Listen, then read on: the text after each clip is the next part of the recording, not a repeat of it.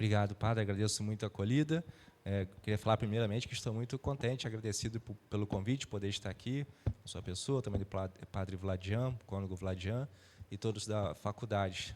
Agradeço muito a possibilidade de estar com todos vocês também, todo o clero aqui da Diocese. Muito obrigado pela presença, pela acolhida, por estar aqui conosco também. Saúdo também o senhor bispo, o senhor Dom Alberto, por favor, dele nosso cumprimento também. É uma alegria estar aqui podendo colaborar nesses dias. Muito obrigado. Eu preparei aqui a apresentação, continuação de ontem. Ontem nós tivemos aquela parte um pouco árida, que foi ver os conceitos, né? Começamos com aquilo para ter algumas ideias fundamentais. Falamos um pouco também sobre a parte filosófica, fizemos aquela distinção essencial da inteligência artificial como produtiva e reprodutiva, produtiva da ação humana, e vimos que isso realmente tem assim, resultados, tem sucesso e pode ser bem utilizada nesse aspecto produtivo, mas no aspecto reprodutivo, enquanto tenta copiar a inteligência humana, então ela fracassa, não tem isso, né? Não tem sucesso, ainda está no âmbito da ficção científica. Então, mas no âmbito da produção humana, sim, produção de obras, né? De realizar algumas atividades, algumas ações que são específicas do ser humano, que se fossem realizadas, se víssemos essas obras, nós pensaríamos que foram feitas por homens, né? Então, elas simulam a ação humana, mas não a inteligência. E esse aspecto da inteligência mesmo, né, dessa tentativa de reproduzir a inteligência, isso não ocorre. Nós vimos que isso é fundamental, essa distinção é fundamental. A primeira tem sucesso, fortalece, a segunda não funciona. E o grande debate, né, também as posições extremas que nós temos em relação a esse tema, provém do fato de não fazer essa distinção. Então, uns têm uma mentalidade, digamos assim, catastrófica, né, pensa que é o final de tudo, e outros têm uma mentalidade, digamos, utópica, né, pensa que é a salvação de toda a humanidade. Então, nem um extremo, nem outro. Temos aqui realmente possibilidades de realização de operações humanas muito bem feitas, de forma, digamos, automatizadas, que podem ajudar a nossa produção, né, que podem ajudar a nossa vida diária, né? E também temos riscos, né? Riscos também do ponto de vista ético, e isso que nós começamos a falar ontem também, de algum desses aspectos éticos. Então, agora vamos falar um pouquinho sobre a inteligência artificial aplicada à educação. Claro, é um tema muito, muito amplo, né? Então, né, não tem como falar assim somente em uma hora, mas vamos tentar falar alguma coisa. Lá na nossa universidade, lá eu trabalho na Universidade Católica de Petrópolis, lá eu sou coordenador do curso de Filosofia, também dou aula de Teologia Moral, lá também tem um curso de Teologia Moral, e trabalho na Faculdade de Educação também. Lá nós temos pós-graduação em Educação, mestrado e doutorado, e eu trabalho lá também, já tem 10 anos que eu trabalho lá na pós-graduação, já orientei até algumas teses de doutorado, já 2 alunos já apresentaram a tese de doutorado que eu orientei. Até curioso, né? Um é um pastor, que fez a primeira tese comigo foi um pastor, e a segunda foi de uma senhora que é fundadora de uma nova comunidade lá no Rio de Janeiro. Então, são os 2 doutores que ajudamos a formar. Então, trabalhamos nisso. E aí, nossa linha de pesquisa trata a relação das mídias com a educação. Também procuramos estudar isso e publicamos também sobre esses temas, tá? Então, vamos falar sobre esse tema, inteligência artificial aplicada à educação, alguns desafios e possibilidades. Aqui vamos falar sobre 2 coisas rapidamente, né? O primeiro ponto, que é sobre a ética da IA. Claro, isso algumas pistas, né? É só algumas coisas que nós vamos mencionar, não tem como falar muito, porque realmente não dá tempo. E o outro, segundo ponto, que é a inteligência artificial aplicada à educação, que nós vimos, temos aquela sigla, IAED, significa isso, inteligência artificial aplicada à educação. Sobre a ética, né? Isso, ou seja, parece que é um tema atual, mas não é tanto atual assim. A pesquisa acadêmica sobre a IA começou nos anos 50, nós vimos lá aquele manifesto como considerado o fundador em 1955. Aqui tem uma coisa curiosa, né? Quando a tecnologia aparece, começamos a pensar, descobrir, quer dizer que ela já existe há pelo menos 50 anos, né? Agora que ficou na moda, mas já tem aí quase 70 anos que temos esse tipo de tecnologia, né? Então, o debate, ou seja, vida popular sempre com atraso, né? Ou seja, estamos agora começando a debater, mas já é um tema antigo. O debate da ética sobre a IA começa nos anos 60, né? Esses autores aí, Wiener, Samuel, nos anos 60 já falaram isso.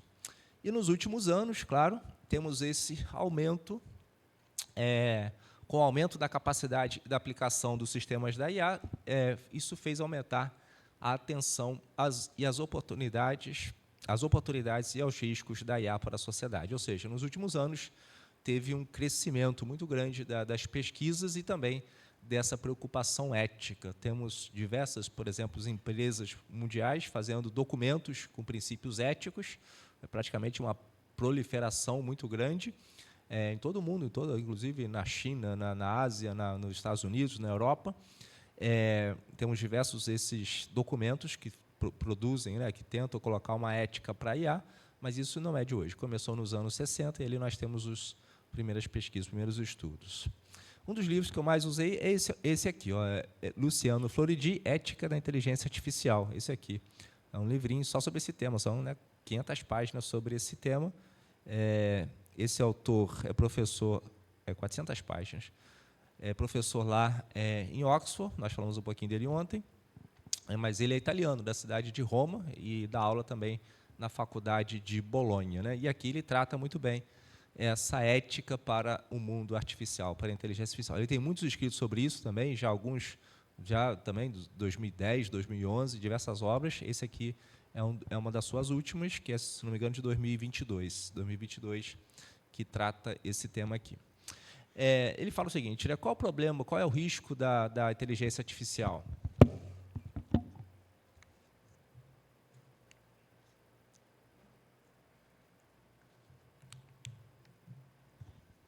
O risco é que o homem passe a ser parte do mecanismo, né? Parte da máquina. Né? Esse é o problema, esse é o risco. Né? Ou seja, ele usa o risco do uso humano dos seres humanos, né? Usar os seres humanos como se fosse uma máquina. Esse é o perigo. Né?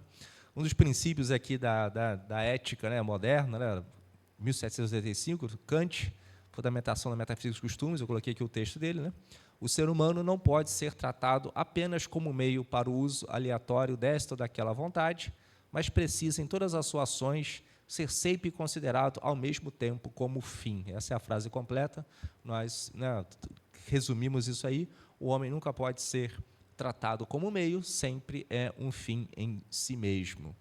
E a inteligência artificial parece que pode ferir isso aí, coloca o homem como um meio e não como um fim, né? Ou seja, o homem é uma parte do sistema, desse sistema aí, informático, e não o fim dele, né? E isso é o problema. E isso também, até a doutrina da igreja sempre, diversas vezes, fala isso, em diversos aspectos, né? A economia está para o homem, não o homem para a economia, né? O trabalho está para o homem, não o homem para o trabalho. Né? Temos diversas afirmações assim no magistério. Podemos aqui dizer a mesma coisa.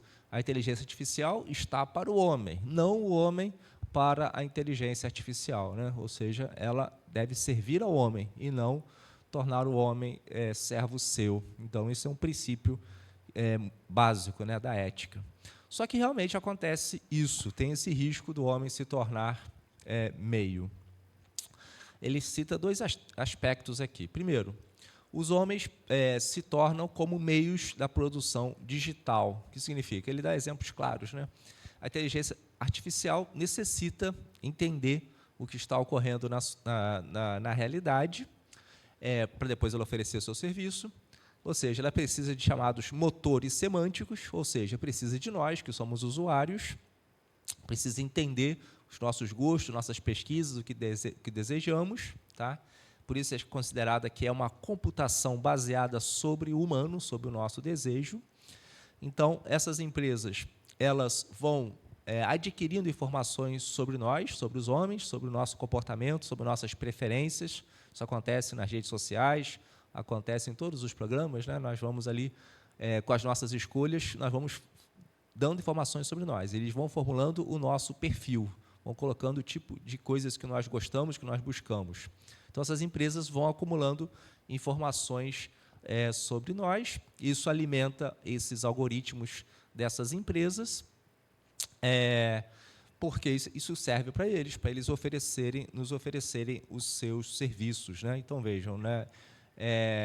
Esse é sempre o risco, né? Que o Pierre Levy falava isso, né? Quando nós, na internet, né? Parece que nós estamos conhecendo na internet, né? Mas, na verdade, é ela que está nos conhecendo, né? É o sistema que está nos conhecendo os nossos gostos, nossos desejos, até nossas misérias, né? Está conhecendo e está lá fazendo um histórico nosso, né? Nosso histórico não pode ser apagado, né? O que a gente faz na internet não se apaga, fica lá. O que se faz, o que se vê, fica registrado. Ah, mas eu apaguei o histórico do computador. Não, mas não apagou, está lá na empresa, né? Todos os dados nossos estão lá, sabem perfeitamente tudo que buscamos, o que desejamos, o que queremos. E isso é bom, porque é isso que alimenta o negócio deles. Bom para eles, né? Porque eles oferecem os seus serviços a partir disso aí, né? Os algoritmos selecionam o material que nos enviam a partir das buscas que nós fazemos. Então, isso aí é o perigo, né? Nós estamos sendo usados pelo sistema, né? Os seres humanos, então, eles se tornam parte do mecanismo. Eles são entendidos como clientes influenciáveis. Isso aqui é uma coisa antiga. O setor publicitário já tem isso, procura conhecer o cliente para oferecer os seus serviços, né? E, para o setor publicitário, o cliente é um mediador entre um fornecedor e uma conta bancária. Tem esses dois. O cliente está no meio, né? Tem, de um lado, um que oferece o serviço, o outro, a conta bancária, que está vazia. Como essa relação aí é instável, então, a lógica, né, da publicidade é isso, é necessário manipular o cliente, né? Tirar o dinheiro que está com ele e transferir para a conta bancária da empresa, né? Então, essa é a intenção, né? Eles procuram, então, para isso, né, para poder, digamos, oferecer o seu serviço, inclusive manipular um pouco o cliente, precisam ter um máximo de informações sobre ele, e isso, né, nenhuma informação é conseguida gratuitamente, então se faz através de uma troca.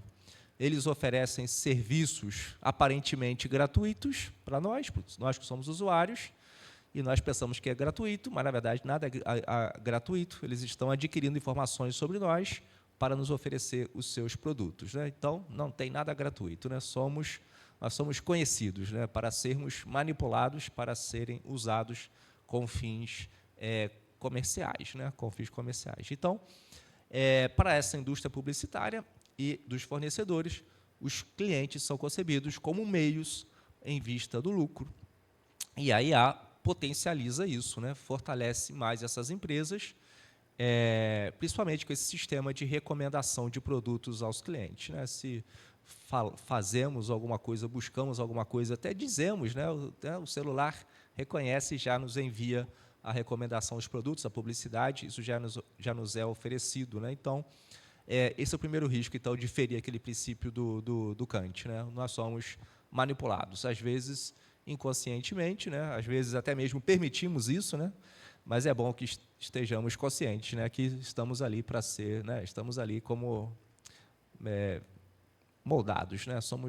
Eles nos conhecem e nos oferecem, né? E aí, né, em tudo, né, mas também no ponto de vista pastoral, pessoal, vocacional, né, tudo tem seus riscos, né? Qualquer coisa que a gente possa fazer ali, digamos, um pouquinho contra a ética cristã, deixa a sua marca, né? E aquilo vai ser, de certa forma, alimentado pelo sistema, né? Vai ser cada vez mais impulsionado. Então, é importante estar atentos a isso. Depois, nós temos essas empresas, essas grandes empresas que vão adquirindo as informações sobre nós. Essas empresas são cada vez maiores, têm os algoritmos cada vez maiores, tá? E também tem outro perigo aqui, que às vezes tem um caráter excludente e discriminatório para pessoas que não parecem interessantes ao mercado, né? Às vezes também esses algoritmos fazem um perfil da pessoa e já, por exemplo, já descartam no mercado de trabalho. Não pode trabalhar nessa empresa porque nós já os conhecemos aqui. Então, também parece dar possibilidade, mas também tem esse aspecto discriminatório, né, que exclui as pessoas.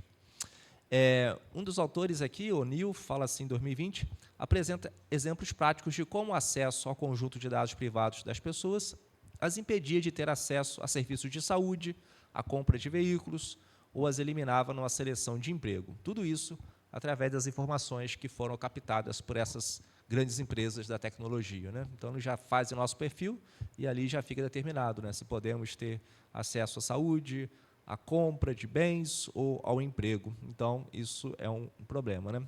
Ou seja, eles adquirem informações sobre nós, às vezes sem que nós estejamos perfeitamente conscientes, e determinam a nossa vida, né? Se podemos fazer certo tipo de ações, de trabalhos, e, às vezes, são, digamos, discriminatórios, né? Excludentes. Então, esse é o problema. Então, isso foi um pouquinho, assim, tem muito mais coisa, mas tem como falar, né, sobre a ética aplicada à inteligência artificial. Agora vamos falar sobre a inteligência artificial aplicada à educação.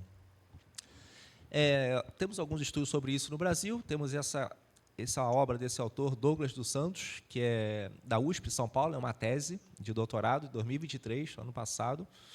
Ele fala muitas coisas ali interessantes, algumas coisas interessantes. Ele fala, por exemplo, que essa inteligência artificial aplicada à educação tem um compromisso com a dissolução da forma escolar atual, né? Tem esse compromisso em, digamos, destruir a escola como nós a compreendemos hoje. Faz isso, né? Se pode fazer essa busca, né? Se busca essa destruição com pode ser feito isso com um discurso negativo ou também um discurso positivo, né? Muito positivo, muito otimista, mas numa outra direção, né? É o que acontece, eles fazem um discurso transformador, utópico, né? Que no fundo, implica críticas ao modelo escolar atual, né? Ou seja, propondo novos modelos, está, na verdade, dissimulando, né, uma crítica ao modelo da escola atual. Essa inteligência artificial aplicada à escola promove a desintegração da forma escolar. Por quê? Procura reduzir a escola à dimensão privada do aprender, destituindo o seu caráter público e comum. Essa é a grande crítica desse autor, também baseado nesse outro autor português, Antônio Nova, que nega que a escola é um bem público, é um bem comum, né, e nega também um aspecto importante da sociabilidade humana, né? Ou seja, a EAD é uma forma da pessoa aprender sozinha, né? Aprender sozinho, né? Já lá os medievais, né, São Tomás fazia a distinção da educação para a descoberta, né? Inventio, né? Inventio é descobrir algo sozinho, estudar sozinho e aprender, né? Educação não, educação é relacional. Esse foi um dos temas que nós falamos ontem também, né? É essencialmente uma relação entre duas pessoas, o educador e o educando. Um faz uma prática, né? Aplica técnicas educativas, que são principalmente a aula, né? A explicação, o ensinar, né? O ensinar do latim é insignare, né? É apontar com o dedo, né? Ensinar é quem desenha, né? Quem mostra com o dedo. É uma das técnicas, né, da educação. Mas o fim da educação não é isso, não é as técnicas. O fim é que a pessoa seja educada, é a praxis, é que o educando entenda, né? Chega a fazer a operação por si, que é o entender, né? Que é a primeira operação do intelecto. Então, implica essa relação entre pessoa e pessoa. A educação implica isso. Aqui nós despersonalizamos, né? É uma pessoa com um sistema. Então, a pessoa está, digamos, isolada e também a escola perde esse aspecto social. Então, isso é um perigo, né? Tá? Então, veja, gente, né, os autores que estudam isso, na área da educação mesmo, eles vão mais a fundo, né? É mais a fundo do que simplesmente a coisa que a gente pensa. É um problema porque o aluno copia o trabalho, né? Isso aqui é muito, muito raso, né? Ou seja, o problema é bem mais profundo, né? Nega esse aspecto do caráter público e comum, a escola como um bem comum, como um bem social. Esse é o ponto de vista mais, digamos, mais sério, né? Ele fala assim, o Douglas dos Santos: a IA desestabiliza o escolar, pois a linguagem da aprendizagem evita temas centrais, como a socialização e a subjetivação da educação, né? Ele fala também nessa tese que a IA implica uma certa forma de gnosticismo, a gnose lá dos antigos, né, que Santo Agostinho, os padres da igreja combateram, né, porque nega, no fundo, o valor da pessoa e do corpo, né, a experiência e o conhecimento através da experiência e também o corpo, né, é uma coisa, né, meio o que o Jacques Maritain falava do angelismo, né, considerar a pessoa como um anjo, né, diretamente. Cara, ele não fala isso em relação a esse tema aqui, né, mas ele falava a filosofia cartesiana, né, uma espécie de angelismo, né, o homem totalmente desconectado da experiência, né, o homem conhece com ideias perfeitas, né, as ideias que são absolutas, né, então nega a experiência, nega o sensível, nega a sociabilidade, e isso aqui é um dos riscos, né. Outro ponto aqui é que reduz a realidade a dados, né? Não temos uma realidade a ser conhecida, mas os dados que são transmitidos. Esse é outro perigo dessa inteligência aplicada à educação. Ele cita muito nesse artigo, depois eu fui lá, estudei esse artigo muito bom, desse pesquisador português, Antônio Nova, A Metamorfose da Escola. É um grande educador português, ele já teve algumas visitas, fez algumas visitas à nossa universidade lá em Petrópolis, é excelente, escreve muito. Nesse artigo, A Metamorfose da Escola, 2020, ele fala dessa expressão revolução digital, que aparece nessa obra do Michel Serres, no Pequeno Polegar, a obra que ele escreveu, 2012. Então, nessa obra dele, do Michel Serres, o filósofo francês, ele fala das consequências do digital na vida e na educação da geração do pequeno polegar, né, da geração do pequeno polegar, é o que ele chama, né? Ele, citando esse autor aqui, o Michel Serres, ele fala assim, ó: estas crianças habitam o virtual. As ciências cognitivas mostram que o uso da tela, a leitura ou a escrita das mensagens através do polegar, a consulta da Wikipédia ou do Facebook, não excitam os mesmos neurônios, nem as mesmas zonas corticais que a utilização do livro, da ardósia ou do caderno. Estas crianças podem manipular várias informações ao mesmo tempo. Não conhecem, não integram e não sintetizam como nós, os seus ascendentes. Eles não têm a mesma cabeça, né? Isso fala o Michel Serres. Então, tem aqui essa mudança, né, do aprendizado tradicional, aprendizado através do polegar, né?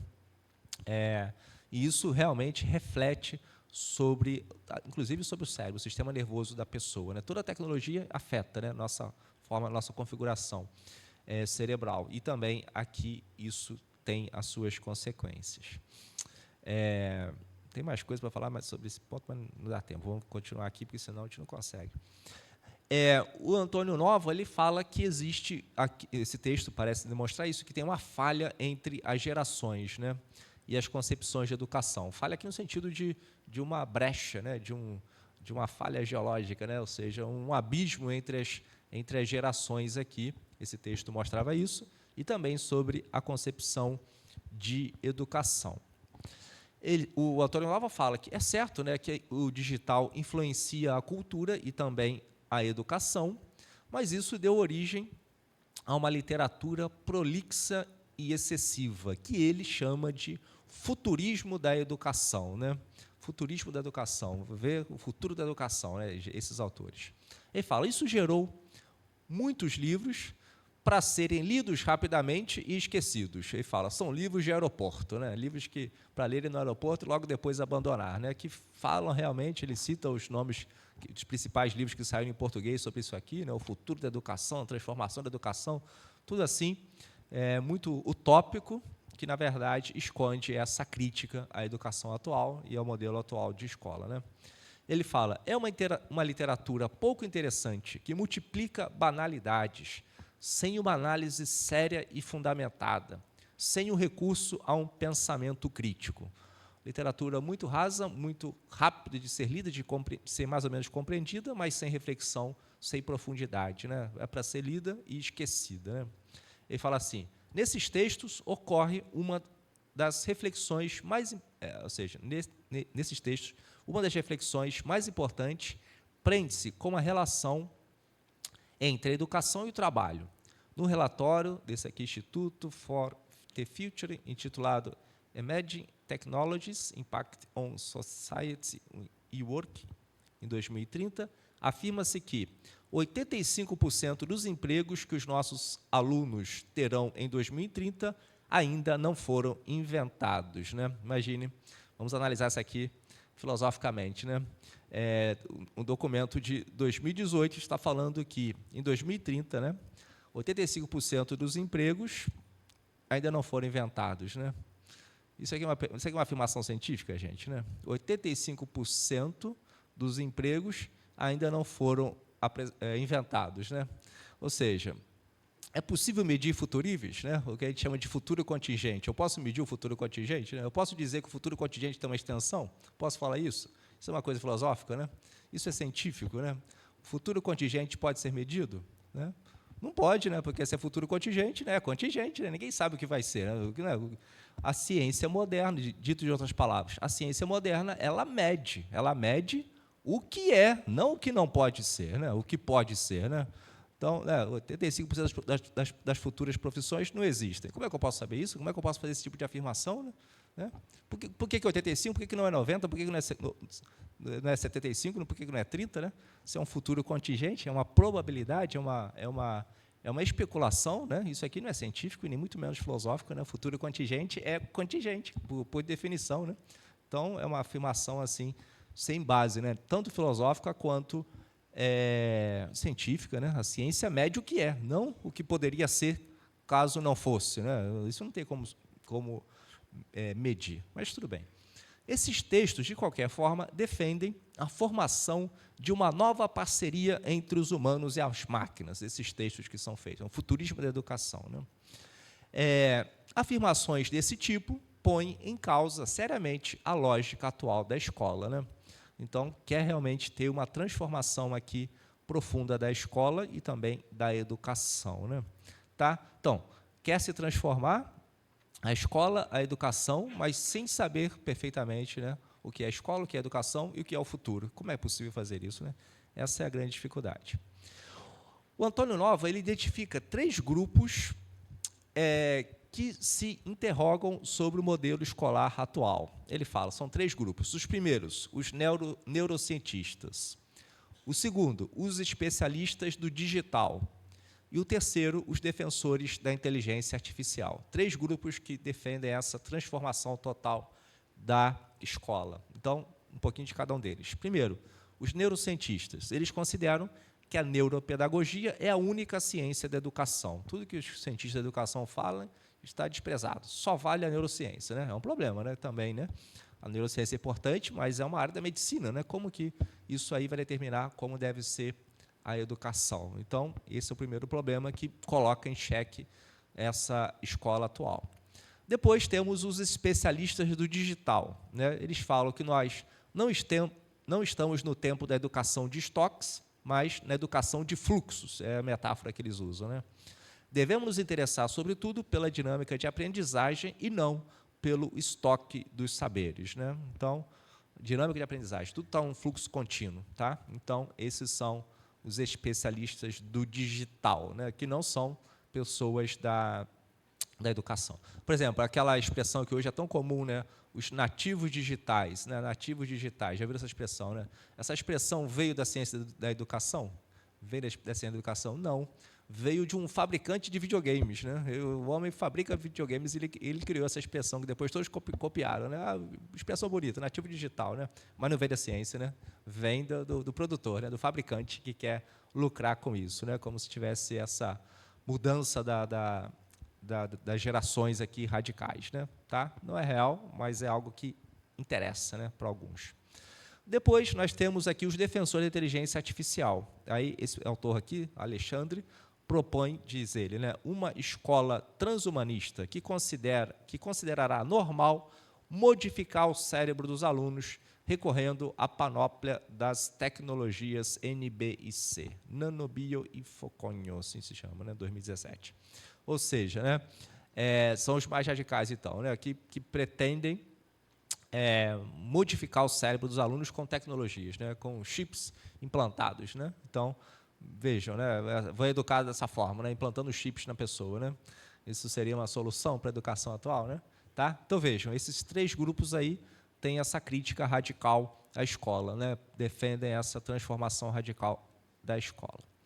Esses autores, é certo que eles pensam o futuro, isso fala o Nova, mas manifestam seu desejo de ter uma educação sem escolas e acabam trabalhando por uma desintegração da escola, é o que eles estão propondo, né? Desintegrar o modelo escolar que nós temos. Então, veja como é que a coisa é muito mais radical, muito mais profunda. Né? Ele fala assim, o Antônio Nova, nesses autores temos 3 pontos comuns. A redução da educação a aprendizagens, a construção de uma visão hiperpersonalizada das aprendizagens e a defesa de uma perspectiva consumista da educação. Né? Aqui resumiu bem os 3 problemas aqui. Né? Reduz a educação à aprendizagem, né? ou lá São Tomás, a educação a inventio, né? Inventio, inventiones, né? Descoberta. Né? Isso seria educação. Né? Cada um descobre sozinho. Será que descobre mesmo sozinho? Né? Ou para a educação é essencial a relação? Né? Depois fala, é isso aí, a visão hiperpersonalizada das aprendizagens. Exatamente, né? Como a pessoa sozinha adquire todos os conhecimentos. Tá? E depois tem essa perspectiva consumista da educação, né? Porque, no fundo, eles defendem isso porque quem vai educar de verdade? Né? São essas grandes empresas, né, que vão produzir a grande inteligência artificial. Então, esse é outro problema. O Antônio Nova defende isso, nós estamos de acordo com ele, a sobrevivência e a metamorfose da escola. Né? A escola tem que sobreviver e tem também que ter algumas mudanças. Né? A crítica dele a esses autores é a seguinte, fala assim, ó, as aprendizagens são decisivas, mas a educação não se reduz apenas às aprendizagens. E não se pode ignorar as dimensões de socialização e de convivialidade. Então, não basta aprendizagem individual, preciso socializar e conviver. Depois, porque as questões de personalização são de grande importância e respondem ao propósito antigo de assegurar a diferenciação pedagógica, mas a escola não se esgota no plano individual e constitui uma instituição central para a vida social. Tá? Ou seja, não posso defender uma personalização que negue o aspecto social da pessoa, tem que integrar os 2 aspectos. Né? E essas tecnologias propõem a personalização, né? Com exclusão da vida social. Finalmente, porque a escola não pode ser vista apenas como um bem privado, arrastando uma lógica consumista. Tem de ser pensada também como um bem público e um bem comum. Então, não é um bem privado com uma lógica meramente consumista. A escola é um bem comum, é um bem público. Então, isso é a solução. Tá? Então, esse aqui, resumindo, essa crítica aqui, essa resposta, fala isso. Né? A IEAD ignora a necessidade de socialização e de convivência humana. Depois é preciso conciliar a personalização da educação e a vida social. Isso aqui também está bem de moda, né? A educação personalizada, né? É uma coisa boa, tem que dar uma atenção pessoal a cada um, a cada aprendiz, certamente, a quem está crescendo, mas se faz isso através da vida social também. Né? As 2 coisas têm que ser integradas, né? Personalização e vida social. A escola serve para isso, né? Uma atenção personalizada, mas também para integrar na vida social. Depois, a escola, é certo que ela promove o bem privado, mas também o bem comum. Não pode haver cisão, né? Não pode ser levado simplesmente por uma lógica consumista, capitalista. Né? Temos que pensar também no bem da sociedade. Tá? Não pode ser... a escola não pode ser conduzida por meros interesses econômicos capitalistas. Tá? Então, tá bom. Aí ele propõe o seguinte, para pensar no futuro da escola, a sua conservação e certa metamorfose, certa mudança, é necessário que a história conheça a sua história, os seus projetos, os seus desejos e a realidade atual. Né? Dos conceitos que nós utilizamos aqui nesse estudo nosso é o conceito de prudência para o Sêneca. Né? O Sêneca falava que implica 3 coisas. Né? Conhecimento do passado, conhecimento do presente e previsão do futuro. Sem isso, não há prudência, né? Precisamos reconhecer o nosso passado, analisar bem o presente, para depois prever o futuro. É um pouco também que o Nova propõe. Eu não posso projetar uma escola futura sem conhecer como ela está agora e sem conhecer o seu passado. Quais foram os projetos da escola no início da Era Moderna, que talvez não foram realizados? Aí ele recorda do John Dewey, nesse Meu Credo Psicológico, Meu Credo Pedagógico, uma obra de 1897, que é a obra que vai dar um movimento chamado Educação Nova, ou Escola Nova no Brasil, tá? Que depois foi tentaram se colocar isso em prática aqui no Brasil, e traz algumas ideias aqui, esse autor, né? Ele fala o seguinte, que essa escola nova vai promover a autonomia dos educandos, especialmente na sua relação com o estudo e o aprendizado, promoção da autonomia, né? Podemos estar de acordo com isso? Sim, sem nenhum problema, né? Depois, essa escola nova valoriza a comunicação, o diálogo e a cooperação entre os alunos também. Os alunos aprendem em grupo, né? Se ajudam entre si, tá?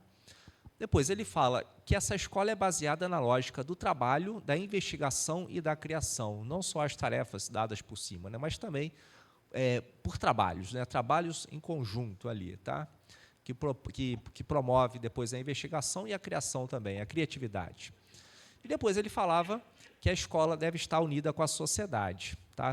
Seriam os 4 ideias principais desse autor aí, quando deu início, né? O Nova fala que isso são ideias simples, mas até hoje são ideias difíceis de serem implementadas, né? Já tem mais de 100 anos, nós vemos isso aqui como modelo, realmente, né, como um ideal, mas são difíceis de ser implementados. Então, qual é a solução que ele propõe nesse artigo, né, nesse estudo dele? A revolução digital, a inteligência artificial, pode ajudar a colocar em prática isso que foi proposto há um século atrás. Então, veja, a união do futuro com o passado, né? Podemos aproveitar o que há de possibilidade aqui, que essa tecnologia traz, para tentar ajudar a resolver aqueles projetos anteriores. Então, como que a gente pode fazer isso? O que ele propõe aqui? Ele fala, uma escola que tenha flexibilidade espacial e temporal, não mais simplesmente aquela fixo, né, que é um sistema fixo de local e de tempo de aulas. Ele fala, é necessário, né, podemos tentar isso, né, não limitar o ensino somente ao ambiente escolar, mas também ter ensino fora das escolas, né, museus, passeios na natureza, né, também tudo isso pode ser usado para a escola. Ter o ensino nas cidades, nos contextos familiares e valorizando a educação não formal, né? Isso seria um dos pontos que poderiam ser fortalecidos. Depois, ele fala também da diversidade de espaços da educação. Em vez de pensar somente na sala de aula tradicional, poderemos ter diversos locais para o trabalho, para o estudo individual, estudo em grupo, com ou sem a presença de professores, né? Então, seria uma outra proposta. Depois, ele fala também, não simplesmente dos agrupamentos fixos, né? por série, por etapas, mas ele fala de turmas homogêneas, né? Que pode haver diferentes formas de agrupar os alunos, né? Tarefas dadas para alunos de diversas etapas da vida, né? Permitindo trajetórias personalizadas e, ao mesmo tempo, cooperação entre as diversas idades na escola, né? São uma outra sugestão. Depois, uma colaboração entre professores e alunos. Em vez de ter um único professor dando aulas para uma turma, poderia ter vários professores trabalhando em conjunto com alunos ou com grupos, né? Promovendo essa pedagogia, então, mais colaborativa, né? Não ter só um professor fixo, né, para as crianças, mas ter um grupo de professores que ajuda na formação. Depois ele fala também um desejo, né, de fazer um currículo baseado em temas, em problemas, em vez de um currículo baseado por disciplinas rígidas, né? Então, ele propõe essas 5 formas de metamorfose da escola, né, de mudar a forma da escola a partir do conhecimento do passado e a partir do que essa tecnologia futura pode nos oferecer. Ou seja, poderia nos ajudar a fazer isso aqui, né? De forma, claro, ele fala de forma criativa, diz ele, e também sem uma lógica centralista de reformas, ou seja, sem ser imposto de cima para baixo, né? Como o Ministério determina que vai ser assim, todos têm que assumir, mas que seja iniciativa de pequenos grupos, tentativas, pequenos grupos tentam, dê certo, vai difundindo, e pode ser que chegue um dia a criar uma reforma educacional universal. Tá? Ou seja, no fundo, né, a doutrina social da Igreja, né, promovendo o princípio de subsidiariedade, né, que seja possível que haja tentativas, que haja possibilidades novas, né, e isso possa ser proposto, ou seja, que não haja uma uniformidade, né, uma lógica centralista que mude a escola de forma imposta, né, nem, digamos, imposta pelo Ministério, nem imposta por essas empresas. Tem que dizer assim, tem que ser assim, né? Na Europa, por uns anos, ficou em muito moda, né? Hoje já está um pouco ultrapassado a ideia da digitalização da escola, né? Todas as escolas, todos os alunos têm que ter um computador, todos têm que ter um celular, a tela não pode ser mais a tradicional, tem que ser digital, que você mexe com o dedo assim, mexe para lá, mexe para cá, isso para a criança, né? Isso foi... se investiu muito nos países, principalmente da Escandinávia, do norte da Europa, investiu muito nisso durante 10 anos. Né? Investiram muito. E depois tem um relatório que saiu anual, o relatório de PISA, que vê o nível da educação dos países. Né? E esses países viram que os que mais investiram foi o que teve a maior queda no nível da educação. Né? Os que menos investiram permaneceram ou subiram. Né? Os que mais investiram diminuiu muito, né, as provas de língua, de matemática, de cálculo. Aí o que esses países fizeram? Bom, se é assim, o dinheiro que nós tínhamos investido na última década, agora nessa década, cortamos isso, né, terminamos esse investimento. Né? Aí, novamente, a educação volta a subir. Né? Então, isso é uma coisa já antiga, né? Já é uma coisa já conhecida. Né? Quanto mais se investe na digitalização da escola, então a queda é maior. Né? Tá? Então, não é a solução, simplesmente, né, transformar